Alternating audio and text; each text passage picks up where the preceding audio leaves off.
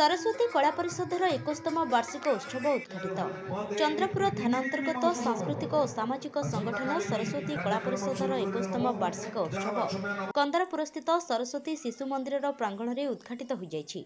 एही उपलक्षे अनुष्ठान सभापति प्रतिभा शतपथी सभापतित्व में आयोजित सभारे इंजीनियर श्रीकांत बेउरा अतिथि परिचय प्रदान करथिबा बेले परिषदर उपदेष्टा प्रफुल्ल कर, संपादक अशोक पट्टनायक, प्रफुल्ल दास, शिक्षाविद संतोष कुमार पति, केशव चंद्र कर, संपद पंडा, लिंगराज दास, बसंत कुमार साहू, अभिनेता पूर्णदादा, प्रताप चंद्र बेहरा, दुर्गाचरण परिडा, इंजीनियर स्मिताश्री सामल प्रमुख जोगदेई अभिभाषण प्रदान करने सह समाज रे विभिन्न क्षेत्र में कृतित्व अर्जन करिथिबा व्यक्ति विशेष और कृति प्रतियोगी मानक संबर्धित करथिले। सर्वशेष में कुनि कुनि पिलामानक द्वारा रंगारंग सांस्कृतिक कार्यक्रम परिवेशित होइथिला। उक्त कार्यक्रम को सरस्वती कला परिषदर समस्त सभ्य माने परिचालना करथिले।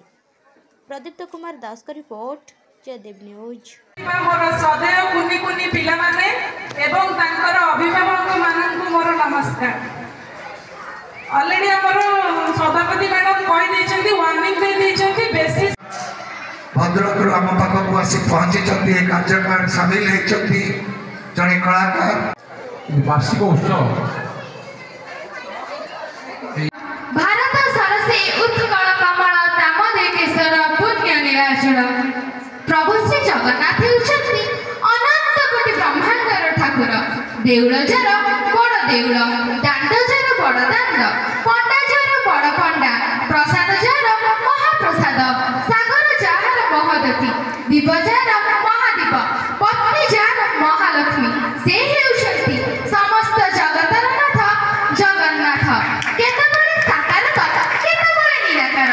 काशीनाथ पद म महकरे कमल स्पर्श करे सभिक जीवन रे आलोक आनंद उल्लासर वर्षा करि दिए। कारण मु झियोटिए बोले कपुआठारु कम नुहे। मु लक्ष्मी रूपरे घरे घनरे भरि दिए। सरस्वती सजी विद्यालय करिथाए। दुर्गा माई सजी सबु विपदर विनाश करिथाए। आजिर आधुनिक जुगरे नारी चंदन पेणी ठारू चंद्रदान पर्यंत सबुठारे कार्यरत। किंतु तथापि नारी अवहेलता। एटी समाज को समस्त माता भग्नी आ पत्नी दरकार, किंतु बाहर को गोटे झियोटे दरकार नहीं। एटी नारी ही नारी शत्रु। कारण जेतेबेले कन्या संतान मां पेटरे थाए, लिंग निरूपण करिबारे मार संपूर्ण भूमिका थाए। जेमिति सूर्यक बिना ए जीवन मत असंभव, सेमिति नारी बिना ए मानव समाज असंभव। मु एतिकी अनुरोध